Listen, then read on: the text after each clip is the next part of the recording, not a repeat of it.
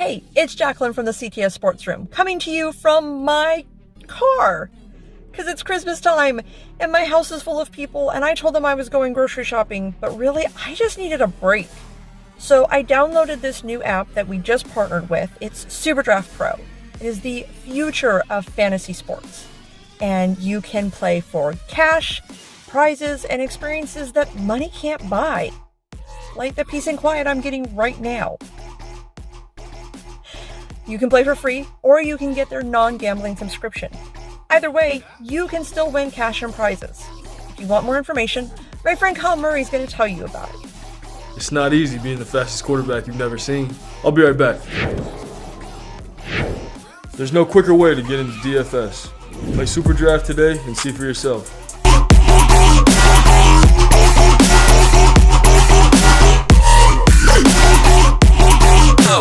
SuperDraft Pro and Caesars Entertainment are bringing you the future of fantasy sports.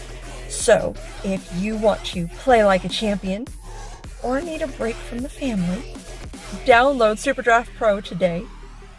Play like a champion. Information will be in the link below.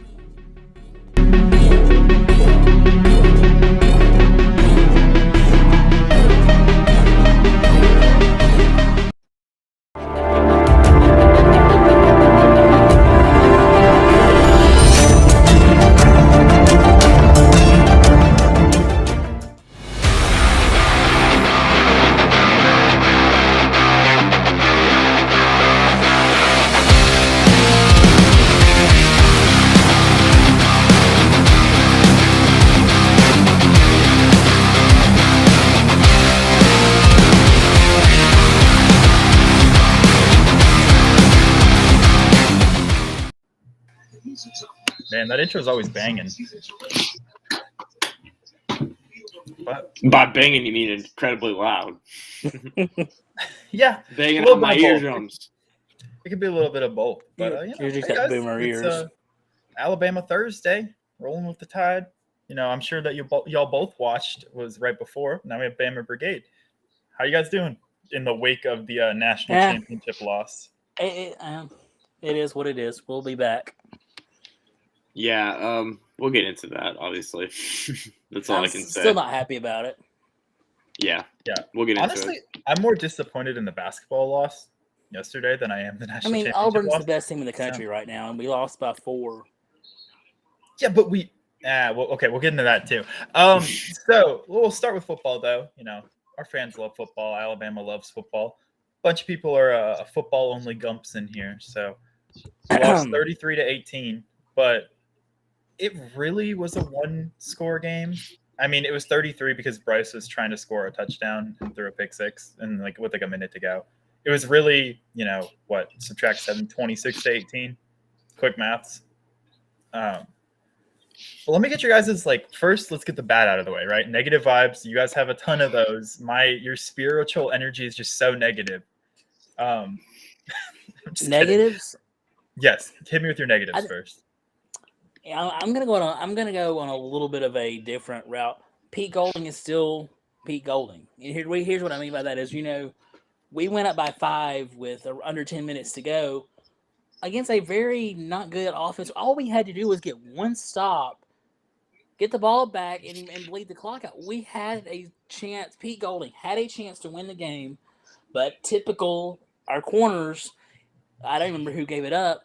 We get a sack, and then the next play, wide open, perfect throw, perfect catch. Because you're talking about the one to Brock Bowers or the one to the other receiver? I'm talking about the one that when we were up by 5. Yeah, I don't remember. Wide open, right down the middle of the field, or right down the corner. Like Pete Golding is still Pete Golding, and I think the defense was the most improved part of the team. But just like the A&M game, when you needed the defense the most, they were absolutely non-existent. So but I would argue that the reason we were even in that game was because the defense was so good. You can't expect in today's football landscape, you can't expect the defense to pitch a shutout the entire game. Well, I would hope the defense would be decent. I mean, Georgia's not a good offense. I mean, they put up 40 on Michigan, didn't they? I mean, it's 34 and it's also Michigan. You kind of proved, my point when you were trying to prove your point when you said, I don't even remember who the corner was.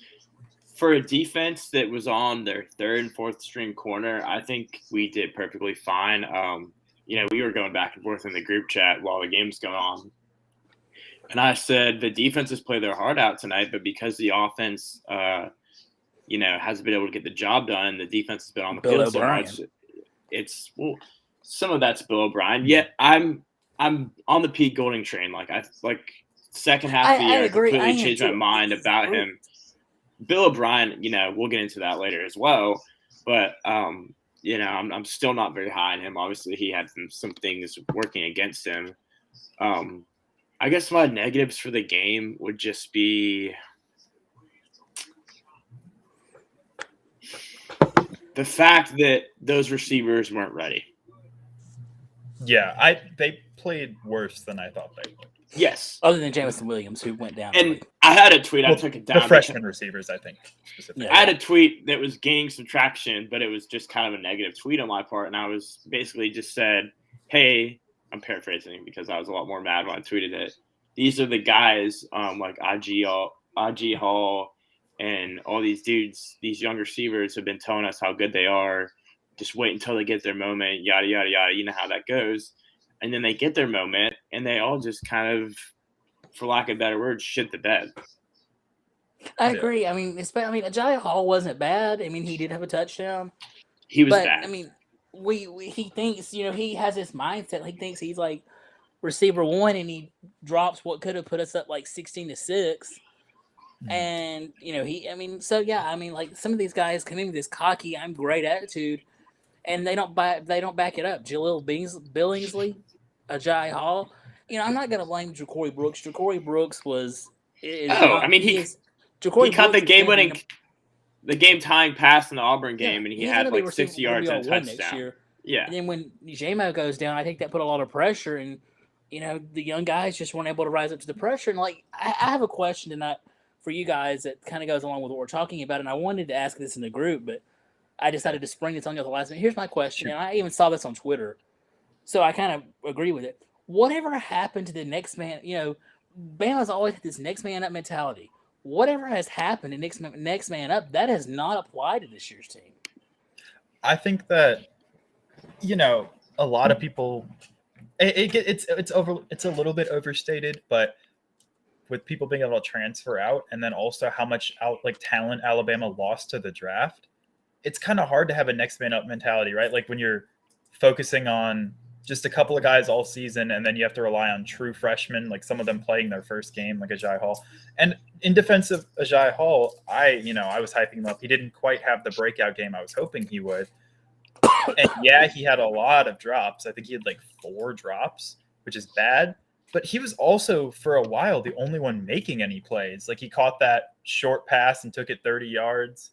He also caught the longer pass down like the sideline and stuff. So it would seem like every time he would make a play, he would drop the next pass. But he was also, for a point, like the only one that was actually making any plays. He made like 2 plays towards the end of the game. But the fact but that's 2 more plays than any other receiver made, unfortunately. I know, but it was just the drops. Like Bryce, it's not even like these were hard catches. These are drops that are just flat out drops. Oh, they're concentration drops for sure. Yeah, it'd be one thing if it was like a one-handed, like almost catch, or because he had a couple of those. But that one that I'm sure we're all familiar with was an absolute dime by Bryce. Put it in between the safety and the corner. Literally, where just Agiye Hall could catch the ball, and it just hits him in the hands. And he might not have scored a touchdown, but we probably would have been on like the 1 yard line or something. Because it wasn't he catches that. Sorry. No, keep going.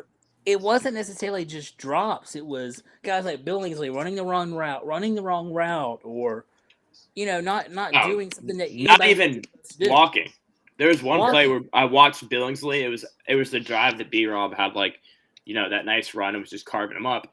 I watched him. It was like a second down, just flat out whiff on a block, and we lost like 3 yards. And I was like, I don't understand why Saban even puts this guy out here if he's just gonna be a malcontent asshole, not even try. Like, there's no point in having him out there. And I think that was part of the struggle with this team this year, was that we're not used. We're used to having guys that are bought in and not really self guys, and more team guys. I think this year Saban did have some trouble with some of these younger guys that he recruited, just wanting the ball and causing all these issues.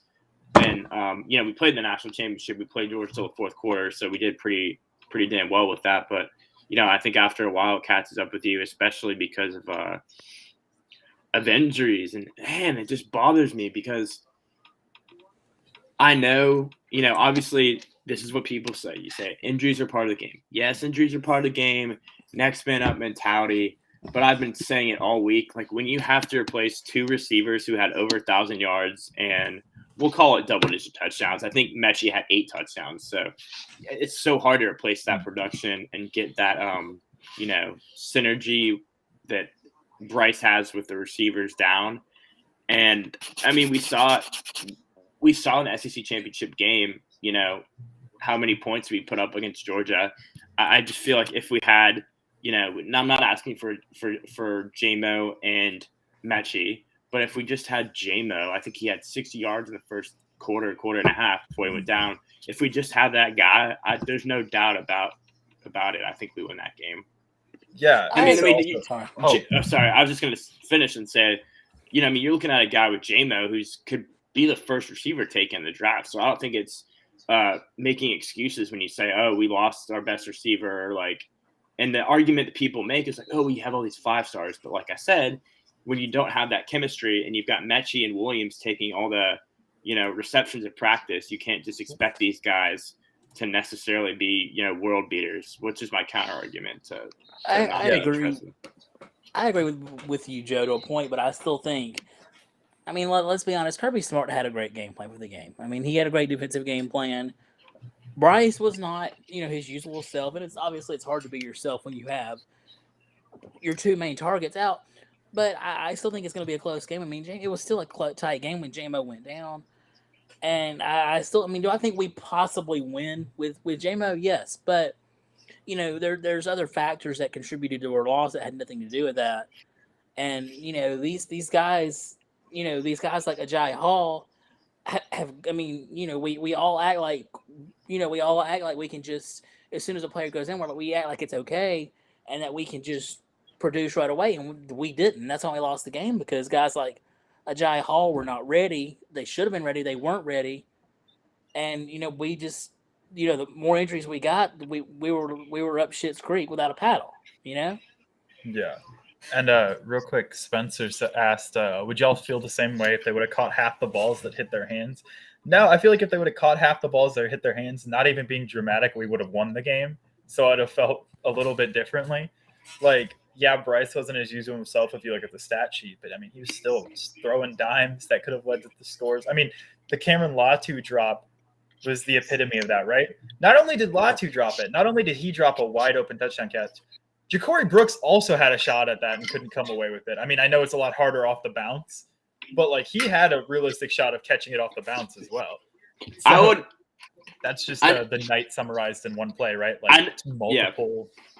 I know we are critical of Bryce and we say that, he didn't play the best. I don't think that's necessarily the case. I think if you take away a good majority of those drops, I think stat-wise, Bryce's stats are a little bit better. Yeah. The end of the game drive that we argued about in the group chat as well.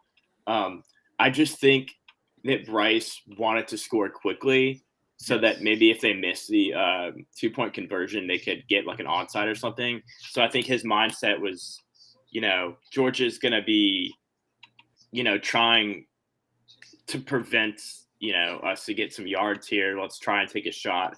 He did rush it, but I definitely wouldn't fault him for that. And then with Latu, he had that drop, but he also had over 100 yards. He had a really good game. No, I can't hate on Latu of anyone. He was definitely. He far exceeded any expectations I had for him that game. It was just one of those games where it just simply wasn't our night. I mean, Georgia they were up for the game. They played good enough on both sides of the ball to win. It was a sloppy game, and yeah. How do y'all feel about the team heading into next season then, with a year more of experience for pretty much everyone? I mean, we're only losing 5 or 6 guys to the draft probably. which is kind of rare for a Saban team. Well, I'm sitting here looking at the doc for our show. I'm going to kind of answer two of the questions at one time with one answer. The fact that we had our worst team since possibly 2007. I mean, I know that kind of is bold, but even the 2010 team was talented. Other than this team did not have when we started the season, there wasn't a bunch of names other than Bryce Young and maybe Will Anderson that just pop out and we're like, oh, we're so talented, And the fact that we had our possibly the worst team since 2007 or 2010, and we literally made it to the national championship and we're 2 or 3, crucial plays from winning, that speaks volumes to what's going to happen next year. Honestly, because we have our 2 biggest players back. We're gonna be good at running back. We're gonna be better at receiver. That speaks volumes. The fact that we were able to make it this year, as inexperienced as young as we were, that speaks volumes to what can happen next year. Yeah, and we got a question. I know players are going to the draft or transferring. Have you heard anything about coaching losses? Actually, it's weird to be excited for a coaching loss, but I saw a tweet today that Bill O'Brien was maybe the front runner for the Jags job, the Jacksonville Jaguars, and that's addition by subtraction, right? That's textbook addition by subtraction. Well, our offense will probably get better if he leaves. And then also defensively we'll get better too, because our cornerback coach Jay Valai, am I pronouncing that right? Valai. He left as well, and we talk about injuries at the corner position as well, but our corners flat out this year. I mean, Josh Jobe and these starting guys played like shit a lot of these games too. So yeah, I'm not too sad to see him leave. And then I think we had a grad assistant, Pete Golding's twin or whatever, because he looked a lot like him, but then ended up moving on to be the inside linebacker coach at Oregon. But that's a minor thing. It's not like he was super duper involved, Yeah, I saw someone joke, and who knows how serious it was, but someone said, "Oh, Jay Valai missed out on Denver Harris, and got the boot." 5-star corners. Yeah, you can't be doing that. But I mean, we got some decent corners coming in: Eli Ricks and Earl Little, right? So, how do you think some of these guys are going to come back from injury next year? I know there's a ton of people injured this year. Basically, all the running backs besides not named Brian Robinson, bunch of O linemen, even John Mechie if he stays. I mean, we could talk about that in a little bit. I think it's not guaranteed that he goes to the draft. I think there's a chance that he comes back. So how do you think we're looking next year when it comes to injuries? How do you think that's going to impact the team? Well, I think we've got the best training staff in America with David Balo and Matt Rhea. So I think we'll be fine. I think time the season gets here, we're going to be totally fine. I don't think we'll see anything. We won't see anything at A-Day as usual. We're not going to see a lot until the season gets here. But I think all these guys, especially Sanders, McClellan, and Roydell Williams, and we're going to have a very strong running back field next year. I think all 3 of these guys will be fine by the time the season gets here. And honestly, I hope that John Mechie comes back, but I mean, he's a great player, so I don't think he will, but would love to see him come back. So you guys aren't worried at all about the fact that we've had all these injuries in 2 years that have basically cost us the national championship this year, and luckily we were able to overcome it last year. But as much crap as we give Scott Cochran, I mean, the fact that we've had this many injuries in 2 years is I feel like you can't just chalk that down to bad luck 2 years in a row. No, and not at all. It makes me question a little bit the practices. These aren't ACL injuries. There's only one of these is ACL. Yeah, Mechie and Williams both tore their ACL. Yeah, but these were also forgetting something like. We had some other. I'm pretty sure we had Jalen Waddle and Trey Sanders, who got in a car crash last year. Who am I forgetting that had a major injury last year? Devontae Smith was out the whole second half of the. He broke his finger. I don't think that's a training thing, though. Most of these things, yeah, but Joe, most of these issues a lot of these injuries have been caused by plays and stuff, not non-contact. Yeah, it was Mechie and Williams this year were the only two. You also got another thing to remember. Another thing to remember is these things happen when you play on grass every week and then you play on turf. Injuries happen on turf a lot more than they do on grass. Yeah, that's true. I don't know. It's just frustrating because the voice in my head keeps saying, if we had these guys, we would have just been the same game as the first time we played them. Yeah. I think we would have won. One kind of injury that worries me a little bit is Kamar Wheaton. I know he was just a true freshman this year, but you literally have not heard anything about him, right? He came in hyped up, like competing for maybe the second running back job, and he came in with an injury, and there was no updates throughout the entire year. He was on the scooter for a bit. That kind of worries me for like prospects of him being healthy. I mean, probably just show up and be fine next year, but it's just kind of weird. Well, they had talked about that some of the spaces we did and whatever. Apparently he'll be good to go next year from what I've heard. That's good to hear. So, I mean, obviously, you guys saw. He was, the closer you. The thing is, I think another thing is, especially with the new redshirt rules and stuff. Even if he was fully healthy towards the end of the season, you're not going to burn his red shirt when he's missed that much of the season. You're not going to burn his red shirt just to play him in a few snaps or whatever. That makes sense. I guess the thing was just that you hadn't heard anything about him at all.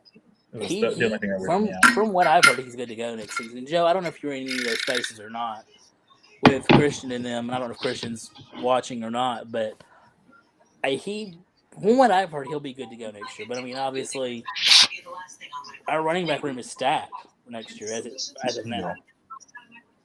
So I think I feel more nervous about next year's team than I did going to this year because it's kind of similar to basketball the way I look at it. It's like we have all these talented guys, but they're all very inexperienced, and we've seen that with basketball.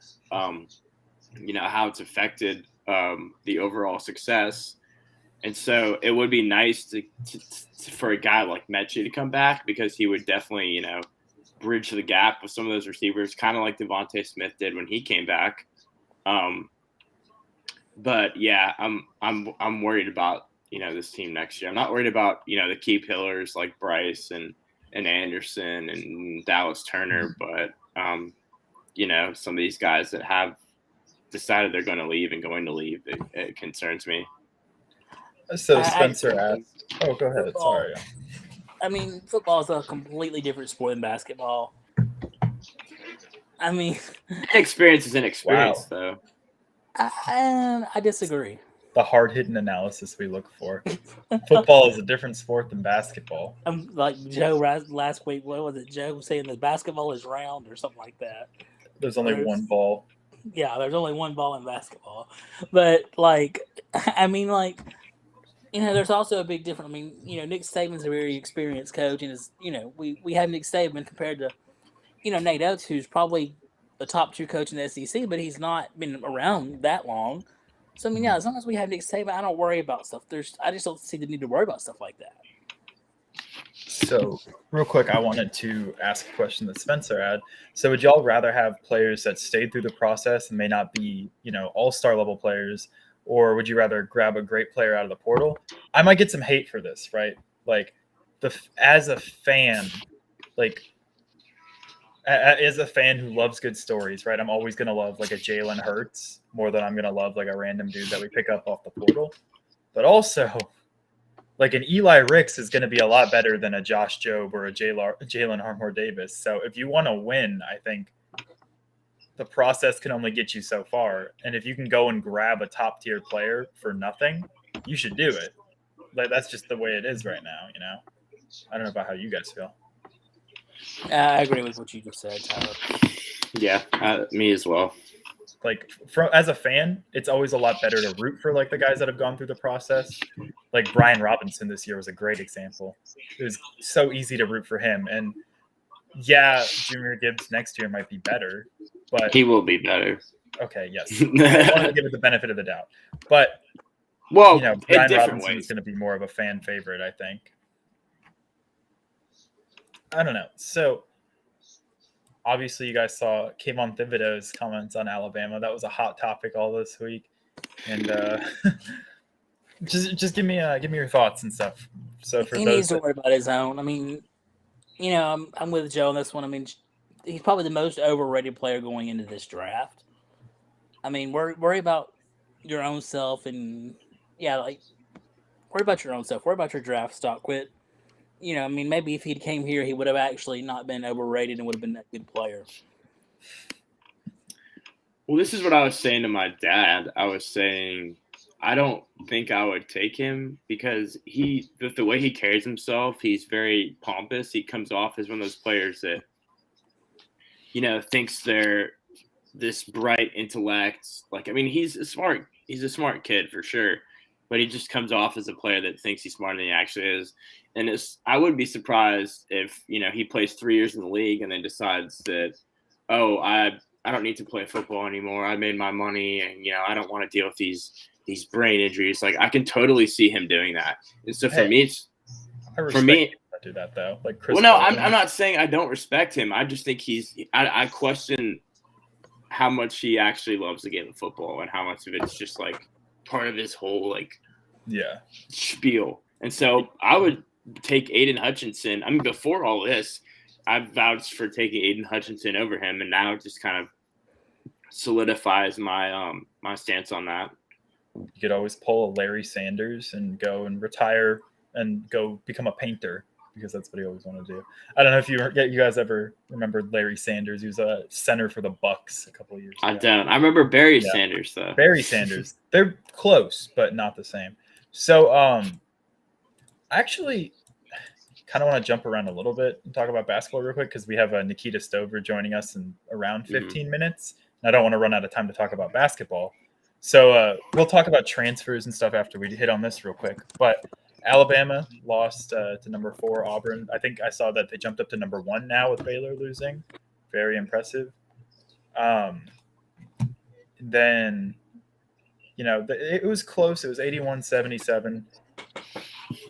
And I can't get over. I have nightmares of Javon Quinterly not taking that open 3 to take the lead and instead driving and taking an air ball. I don't know about y'all. Yeah, I don't know what's happened to JQ this year. JQ has not been the highest IQ player, that's for sure. He's had some boneheaded mistakes, but what bothers me, JQ's defense is what bothers me. I've seen him multiple times turn the opposite way, somebody driving in, and he's turned around the opposite way, paying, zero bit of attention. But, Auburn's, I mean, they're literally, like you said, about to be the number 1 team in the country, barring a loss this weekend. We lost by 4 points. And, I mean, yeah, we got down early, but we fought back. And, I'm happy with that, but there's still a piece missing somewhere. I can't put my finger on it. And they've got to get it together. Saturday's a must-win game. You can't continue to fall on this road. Like, this is not a good road we're going down. We've got to get better. Yeah, I mean, honestly, if there's any team you're gonna lose to, it sucks as an Alabama fan because they're your bitter rival. But Auburn's the one you're going to lose to, probably, right? So it still hurts that they were that close. And like I said, I just can't get over, like, what was he doing? He could have taken the lead. But, I mean, look at the bright side. Walker Kessler only had 2 points. And the team started to get hot in the second quarter. I remember, was it Shackelford hit like 3 threes in a row or something like that? Mm-hmm. So that's good to see him. He was kind of hot and cold all season. Combined 2 rebounds between our starting center and forward. So yeah, Chuck has gotten a little soft as the season goes on. I thought he was going to be great, but he's gotten soft. Here, Tyler. I don't know. Joe's our resident FOG, so I'll ask Tyler. Like, how do we go? Like, somebody explain to me how, I know I'm dumb at times, but at times. Shut up, Joe. Like, somebody explain to me how we go into Gonzaga. I'm going to call that an away game because that's what it was.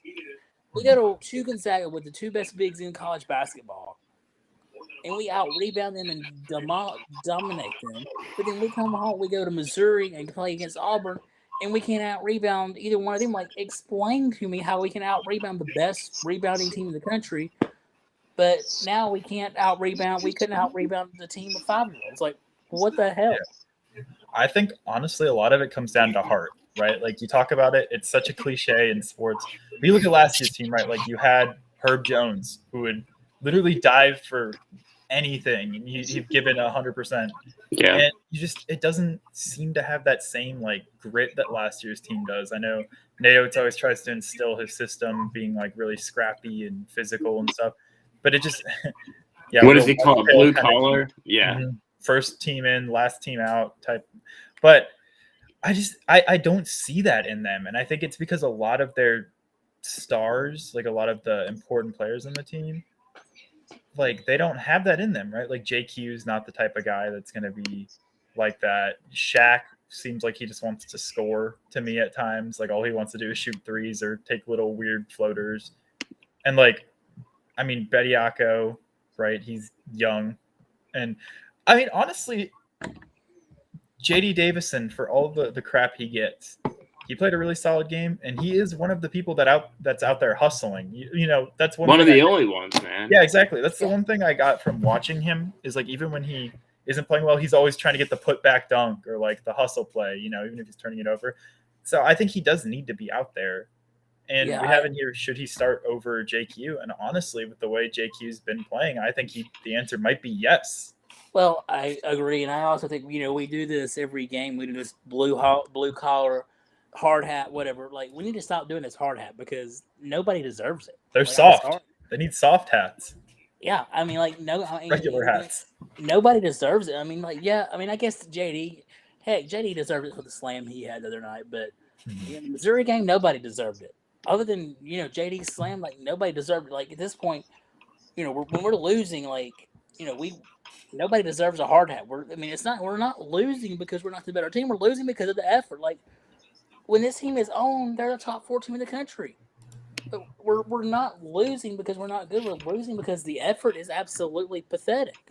Yeah, when I look at it, it's kind of like you can call yourself tough all you want, but your play on the court is definitely not backing that up. It's like fake, almost like they're fake tough guys. They preach this lunch pail.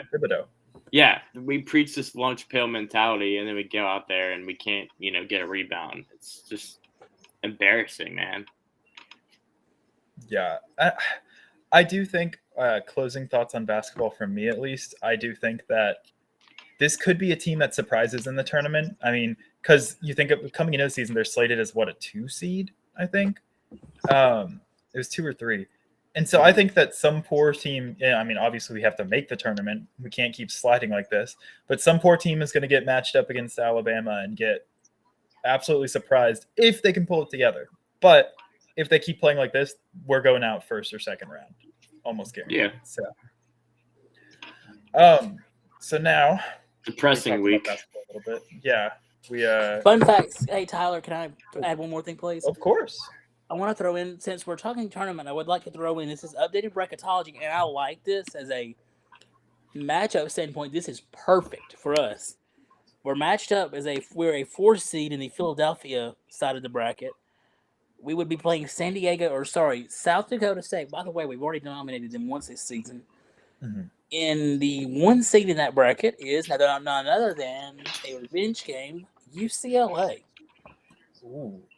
I like this side of the bracket. If we win, it's teams like Florida, UCLA, Texas Tech, Belmont, all teams very beatable. Yeah. So that's just want to throw out that's where we're at in terms of bracketology. Only down to 4 now, not bad, but I expected higher. So yeah. Yeah, I mean, like not bad coming into the season, but to be fair, if you told me like 2 years ago that Alabama would be a 4 seed, I'd be really happy. So I guess kind of look at it. I will say. Here's the thing. Like, 3 years ago with Avery Johnson, we would absolutely be thrilled with that Auburn game the other night. Close with a team like that. Close to loss. We'd be like, oh, Avery's great. Give him $100 million. He's the best coach ever. Mm-hmm. 3 years later, we're pissed about the loss. And we're mad about losing to the number 1 team in the country by 4 points. So, yeah. That's a good thing. Culture's changed.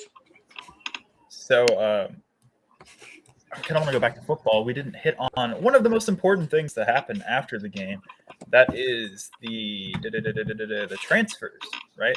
That was supposed to be a drum roll, but it wasn't that convincing. No, it was not. So, I mean, I want to start with the obvious, right? We got some players that, I mean, make sense. They weren't playing ever. King Maquita, Tommy Brown, Braxton Barker, all make sense. One guy that did get a little bit of playing time, very sparingly, Paul Tyson. I mean, I said before, it makes sense. You know, a lot of people were saying he's only there because Bear Bryant was his grandfather. It's not true. He's a 4-star recruit coming out of high school. Like, he could have gone to and been a contributor on, you know, quite a few teams. And just unfortunately, not Alabama. It sucks, but, you know, that one makes sense as well. It's pretty expected, in my opinion. But the one that we've all been, you know, kind of talking about is Julio Billingsley.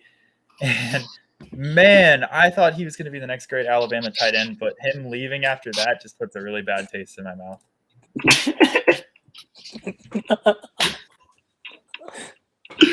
We're laughing because we have like a private chat for messaging, and Clack referred to Stingray as Ring Ray.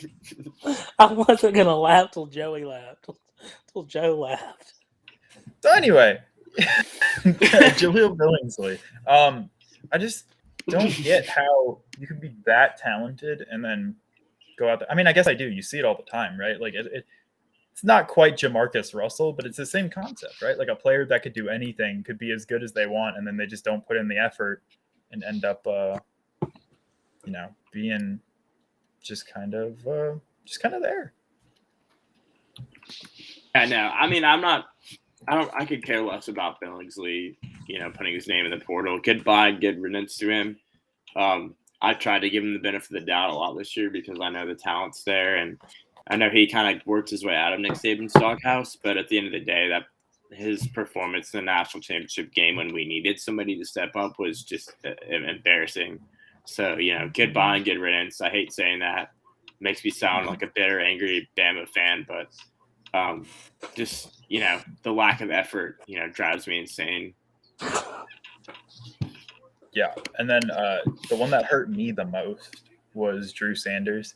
I think that he could have been a legitimate contributor. He was a legitimate contributor this year when Chris Allen went down.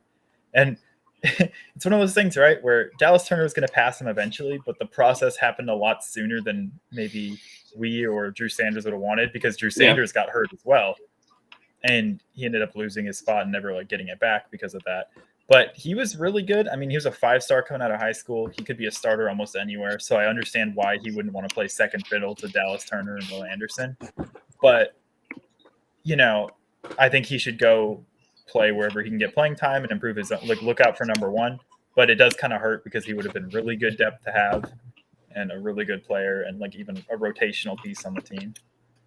Well, that's the problem that no one's going to feel bad for us for, you know. When you have all these athletes, some of them are going to end up transferring. And Drew Sanders is a guy that's from Texas. And when we were recruiting him, Texas was one of the teams that we had to prime away from. So, I mean, I wouldn't be all that surprised if he just decides he's going to go back to Texas, which I always, you know, in his case, you know, I'm not bitter about it because he gave us some solid effort. You know, things just didn't work out the way, you know, he wanted to with Dallas Turner and the injury that Sanders suffered himself.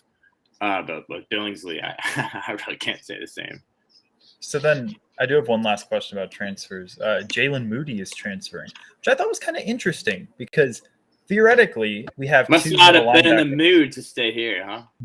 Well, Jalen Moody and Shane Lee are transferring.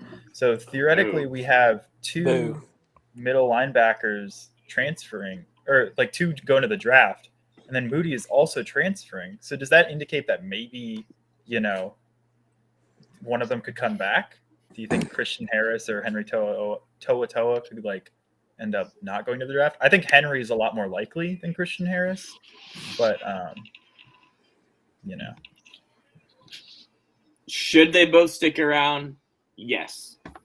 I think they would both benefit from that a lot. Obviously, though, part of that is me wanting to have them again and not lose them because they played phenomenal this year. But you look at a guy like Christian Harris, who had his best game in the national championship against the best team, might decide, hey, I'm going to take a chance and use that film and go pro. But I would feel a lot better about this team. The same reason I said if Mechie stayed, I'd feel a lot better about the team on offense. I would feel a lot better about this team defensively if Henry To'oTo'o and Christian Harris stayed. The thing with Shane Lee, he was kind of thrown into action freshman year because of the Dylan Moses injury, him and Christian Harris. And it was, sink or swim. And Harris stepped up to the challenge and had some rough spots, but ultimately, played pretty well and ended up, working his way into the starting lineup in the following year. But with Shane Lee, as a linebacker, I mean, he's a very, big, individual, but he's, that's the, I'm trying to be nice about it, but every time he stepped out on the field, he was 2 or 3 gears slower than the rest of the people out there. And I think as like an edge rusher, or if they would have bulked him up and maybe played some defensive line or something, I could have seen that. But since the moment he stepped out there as a true freshman, I was like, I don't know about this guy covering running backs and receivers crossing over the middle. Yeah, as Shaq put it, he was barbecue chicken. So Brian said, can we talk about how Coleman or the Luke Ratliff Arena needs to be renovated? Absolutely. And I saw people talking about, there's always those rumors with Nate Oates that, Alabama's not a blue blood program and people are going to try to poach Nate Oates.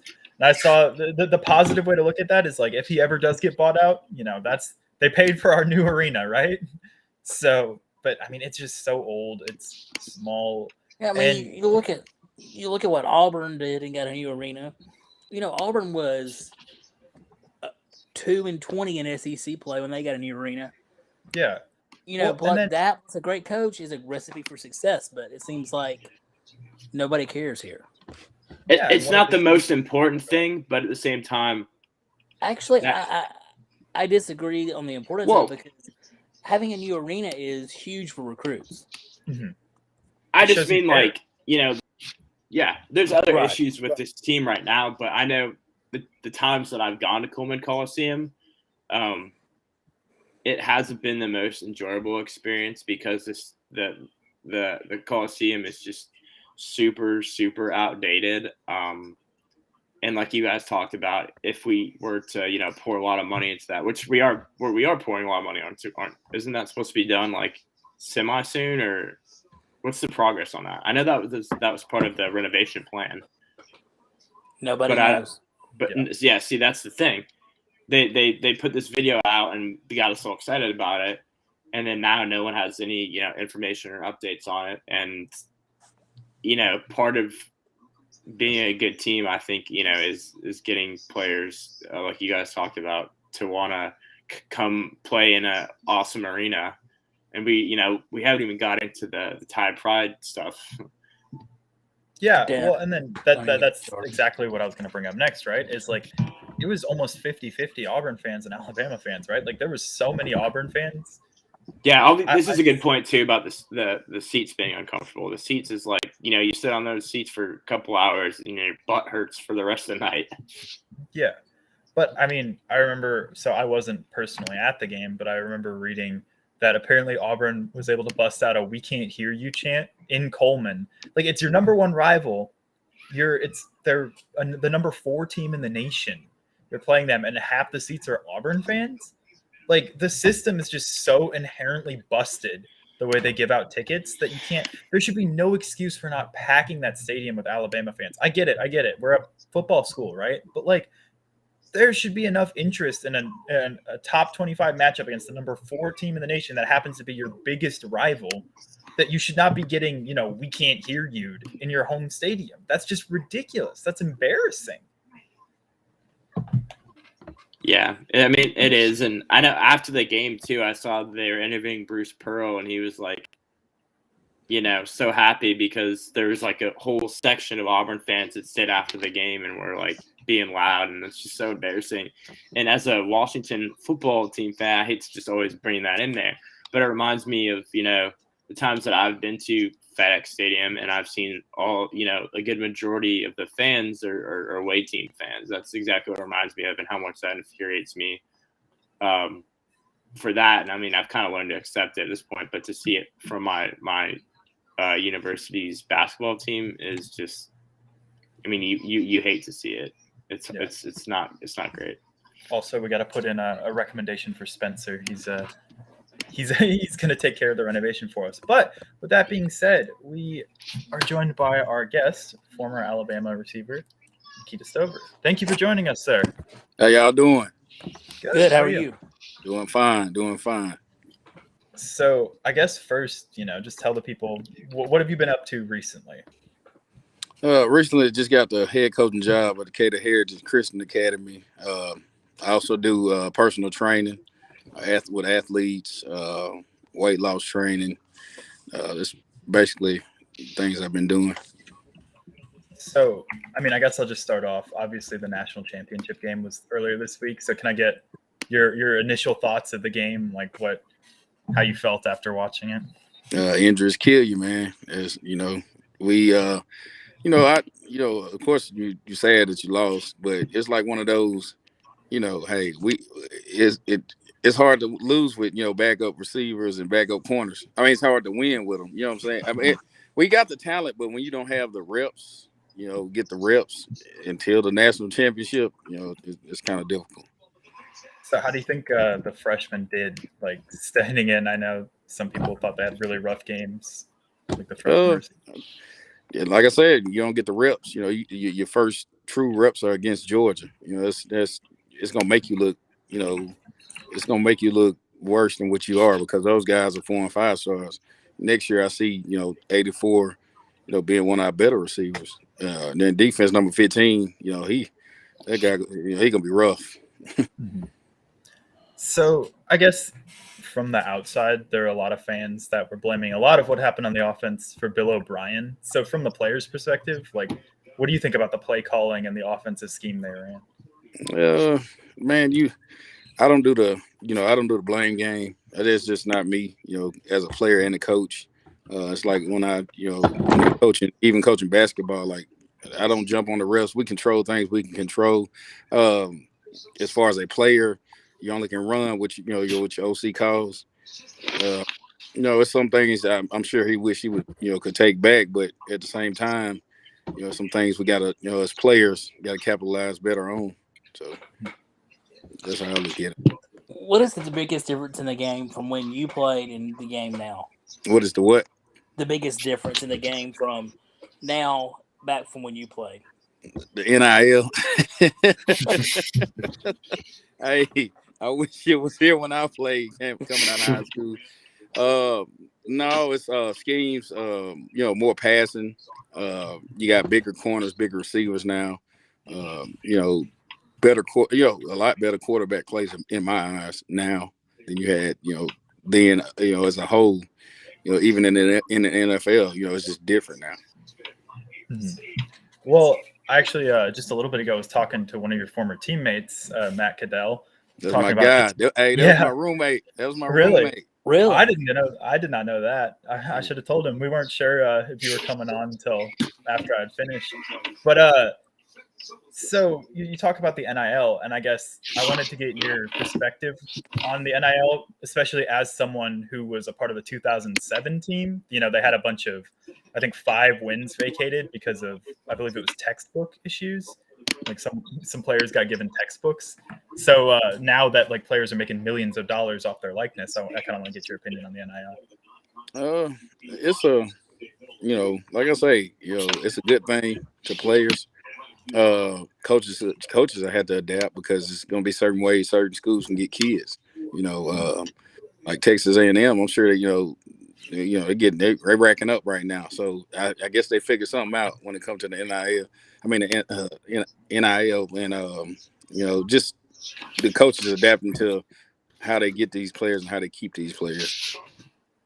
Gotcha. So we're just talking about the 2007 season. That was Nick Saban's first season at Alabama.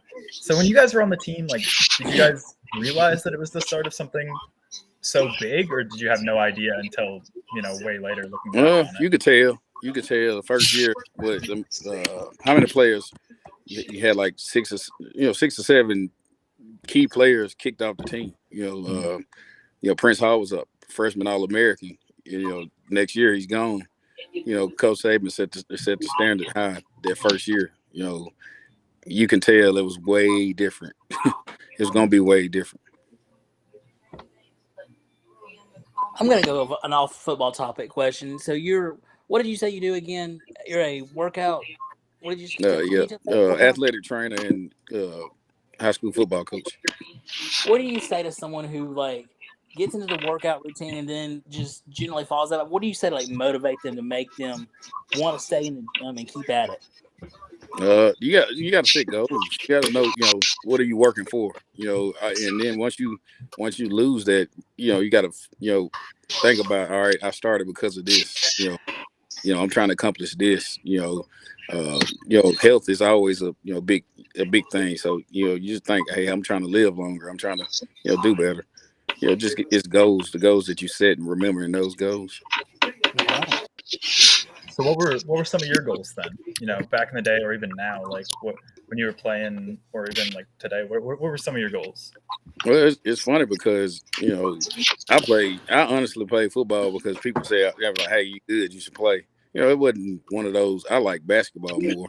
It's like now my favorite sport is boxing. I just it always I played football because I was good, and then my 11th going into my 12th grade year, Tim Watts from Bama Online, he wrote and was like, hey, I'm making you number one player in the state.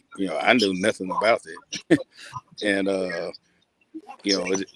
after that, I'm like, hey, I got to focus on getting this degree, see what my future is. And now my goals is to get athletes to where I was. So we actually had a question from one of the viewers, Bryant. He said, what was the atmosphere like in the locker room after the ULM game? I don't mean to drudge up bad memories, but I'm curious about what you think, how that changed the mindset of Nick. That was the lowest point to me. It's time for a reset. Guys figure out if this is what they really want to do. Thinking that everything. And, you get a new coach, you tend to try to fight it a little bit. Funny thing is, of course, Rich Rodriguez turned it down, but I say about 75% of the team was wanting Steve Spurrier. It's like we thought, that was the rumor. We thought, he was coming. But it was just we need to reset.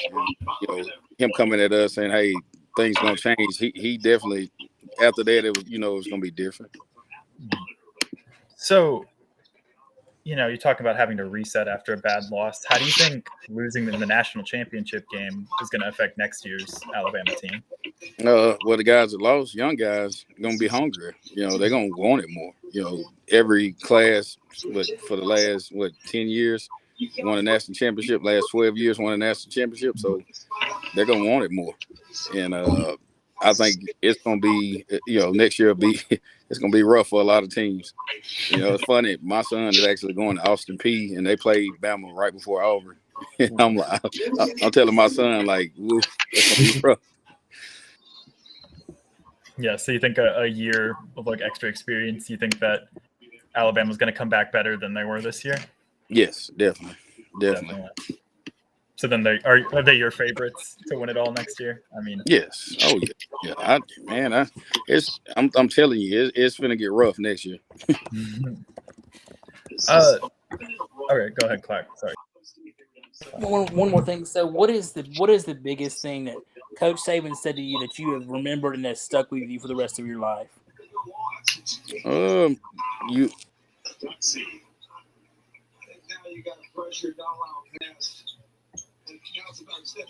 in the prayers going out to Nikita's son. Yeah.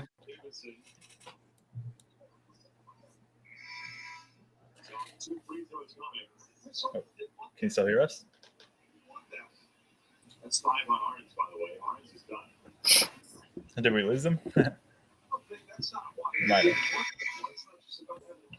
He is indeed frozen. There we go. He wasn't frozen for me, but Yeah. He was for me. Oh, gotcha. Oh, There we welcome go. back. Oh, I'm sorry Do we have about you that. Oh, I don't you're know what good.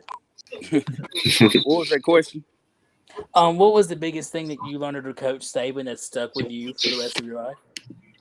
You know, it's really one first impression. People gonna assume you're that person that they first meet, because so you got to carry yourself a certain way, and there's a certain standard to live by, certain standard to play by, and that's what I teach my athletes. You only get one chance because people judge a lot, and make it a good impression. Gotcha. Joe, do you have it's not to put you on the spot, but you've been a little quiet.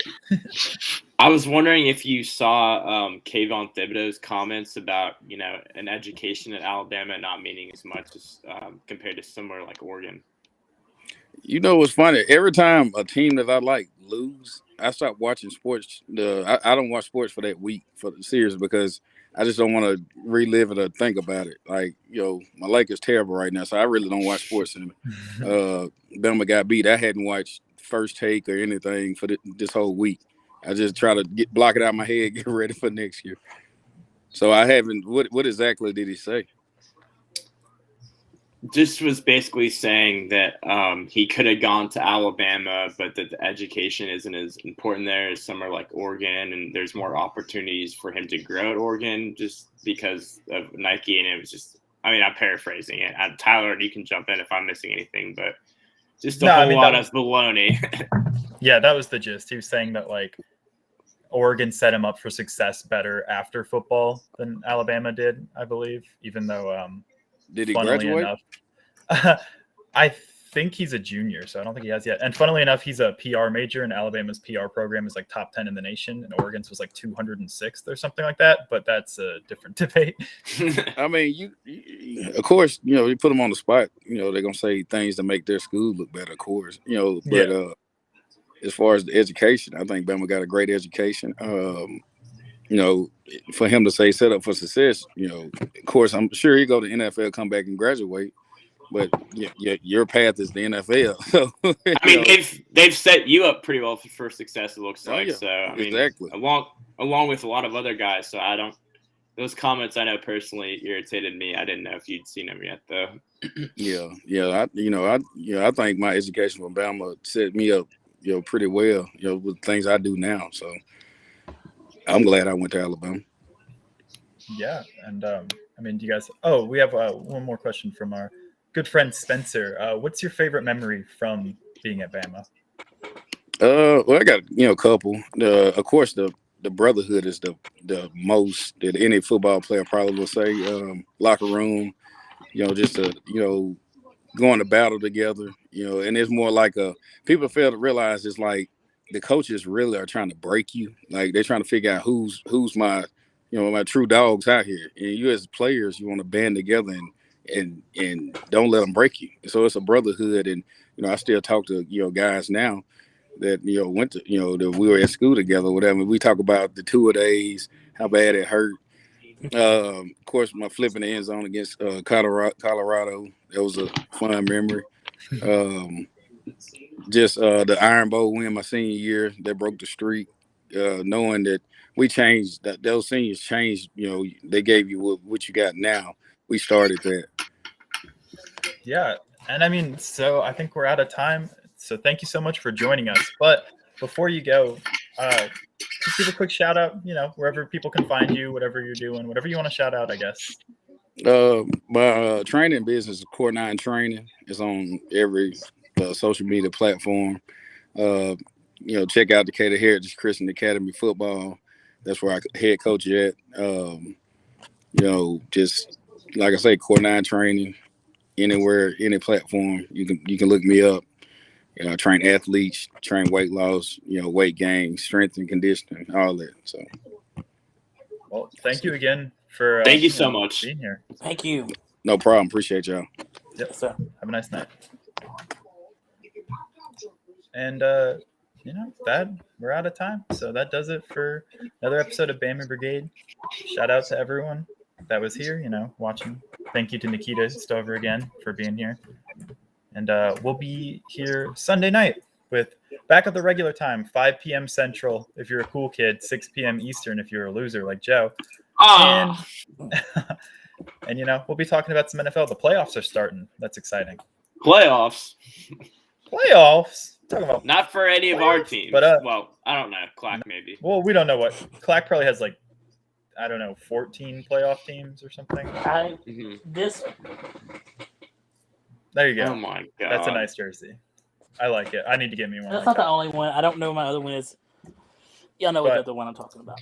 Anyway, thank you all for watching, and we'll be here Sunday. Follow us on Twitter if you want to get updates and stuff. And we'll see you then. Peace.